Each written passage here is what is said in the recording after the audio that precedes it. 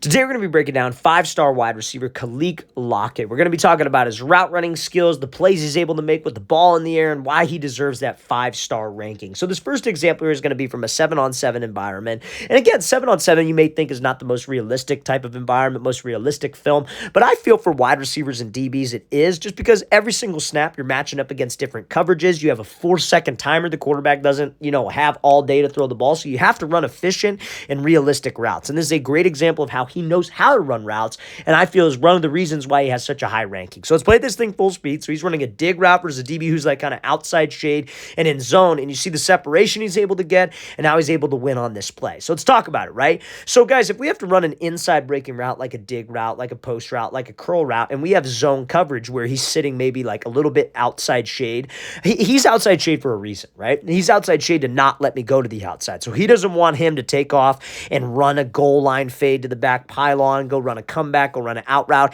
He wants to force everything to the inside where he has safety help, right? So a lot of wide receivers will see this look and they have to run a dig route, and what they'll do is they'll just take off and go run the dig. But you're running right into a safety, and you're going to have a DB right on your hip. That's a tight window for that quarterback.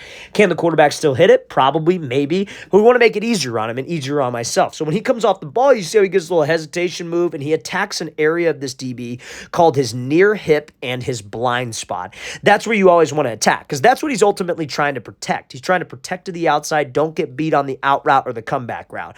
So if we give some type of hesitation, some type of jab, some type of move to the blind spot, what that can do is get that DB to widen. And again, even if it's just like a little bit of a false step or a stutter step, that can help me get more separation on my dig. All of a sudden, by widening him, I created a bigger window for my quarterback, and I got separation now. So he's able to accelerate over the middle and make this play. And again, very, very intelligent, high route running IQ. A lot of young wide receivers, what they would do in this situation is just go run. We can't be that guy, fellas. So let's play this thing again full speed, and then we'll get to a couple more clips of him from a camp setting, okay, you guys? So now, next example here, he's going to be running a post-dig route versus a DB who is lined up in head-up press, and he's going to be using a move called a split release. So we're going to talk about the split and how he's able to get space on it. But before we get into that, you guys, if you're a wide receiver watching this and you would like a daily off-season training program to follow, check out that very first link in the description below for our elite wide receiver training package. What you'll get access to is 2 months of workouts for wide receivers to do in the gym,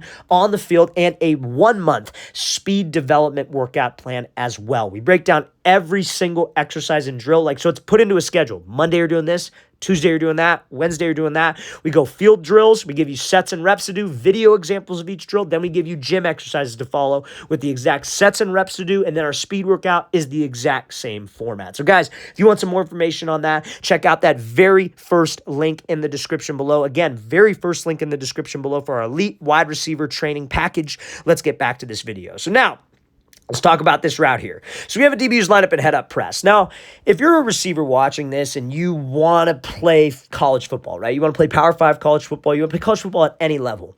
Settings like this, 7-on-7, 1-on-1s, it truly shows that these Power 5 level wide receivers are just utterly dominant and on a different level. I want you to watch how easy this rep looks versus a DB who looks like he's probably pretty decent, right? You know what I mean? Looks like he's probably pretty physical. He's got some size to him. Probably not bad. But watch how easy this looks. Split and just literally runs around the guy. He's got freaking 3 yards of separation over the middle. Made it look easy. This guy didn't even touch him, right? Now, again, maybe this DB's a little intimidated. He knows he's a highly ranked guy, whatever it is. There are a couple things that could play a role here, but I'm telling you this right now, if you want to be a college level receiver, 1-on-1s should be a gift. Man coverage should be a gift. We should be dominant in this type of setting. So he hits him with a split release. So guys, a split release is where both feet split. You want to think of it like your front foot steps out, your back foot steps up. He could use a little work on this type of release because he doesn't really split his feet, doesn't really move his front foot, but both feet come to balance at the exact same time. I love this versus a DB who's in head-up press because we could react off of him, right? So if I hit this split release, and let's say this DB jumps to the inside, I could easily burst off of this foot, take an outside release. He jumps to the outside, cool. I can burst off of this foot, take an inside release. He sits head up, I can just freeze him with both feet hitting and then leave him and take off and go. So this is, again, a great release that wide receivers can use, and you see a lot of high-level route runners, especially in the league, in college, using this type of move. Now, if I have to run an inside breaking route and I'm going up against press man coverage, I got to make sure that if I take an inside release, I'm not running away from this guy. I don't want to end up running my dig and cutting right next to the hash when I'm lined up on the top of the numbers, right?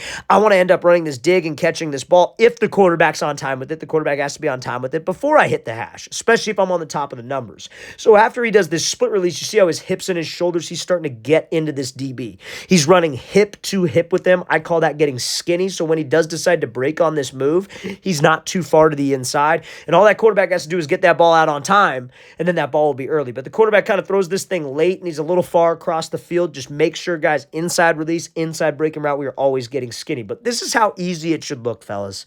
If we want to play college level football and we got DB press man coverage, we should win every single time. That's the standard that you have to hold yourself to, again, if you want to play collegiate level football, okay? So now take a look at this next example here. So a lot of you guys are probably, wondering, how do certain receivers get a 5-star ranking? Like maybe you've seen a guy who's like a high-level recruit. And I'm going to tell you this right now, too. Like we had a camp in Florida a little while back, right? South Florida, ton of talent. We had a kid come out to the camp who's like, he's a 5-star on some websites. He's a 4-star on other websites, right? Very, very talented receiver. And during drill work, though, like we're doing drill work the first couple days. It's like all versus air. We don't have DBs out there for the first day of the camp. There's no competition type stuff. He's really not that far ahead of a lot of the other receivers that we had there that were not ranked, that don't have 50-plus offers, right? It's really not a big gap. And some guys even looked a little bit better than he did, right?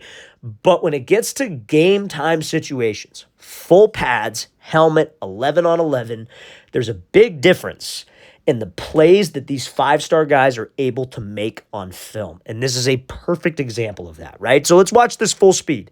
So he comes off, he's running just a fade ball, moss the dude, keep his feet in, make a guy miss, and then go scores a TD. Whether you play against high-level competition or low-level competition, if you want to be a Power 5 wide receiver, these are the types of plays that you have to make. Because you have to understand, what is the most crowded position at any type of camp, any type of workout that you do, even at your school? Wide receiver. Because everybody wants to catch touchdowns, everybody wants that type of fame, and everybody thinks wide receiver is a very easy position to be able to play. Oh, what do I got to do? I got to be fast and I got to catch the ball. That's all they think it's about, right? So there are thousands of receivers across the country that you're essentially competing with for a limited amount of scholarships. Not to mention nowadays how the transfer portal is, not to mention guys getting recruited out of JUCO. Guys, now colleges, like the Power 5 schools, they recruit out of D1, other D1 schools, D1 FCS, D2, D3, NAIA, JUCO, and then high school. So think about how competitive it is nowadays and how hard it's going to be as a receiver to stand out. At the end of the day, it's football, right? So these are the plays that you have to make that were going to make you stand out. Balls in the air, types of plays that you want to showcase on your film are explosive plays. Explosive catches, you catching a slant route and taking that 60 yards for a TD, you breaking a tackle, you making somebody miss like this right here. This is the definition of an explosive play. So if you want to be a Power 5 receiver like him, you got to make sure that you have explosive plays on your film. You got to know how to run routes. You have to be dominant in one-on-one settings. Man coverage should be a gift, and you need explosive plays. That's what these guys all have in common, especially when they're at the top of their game at that 4- and 5-star level.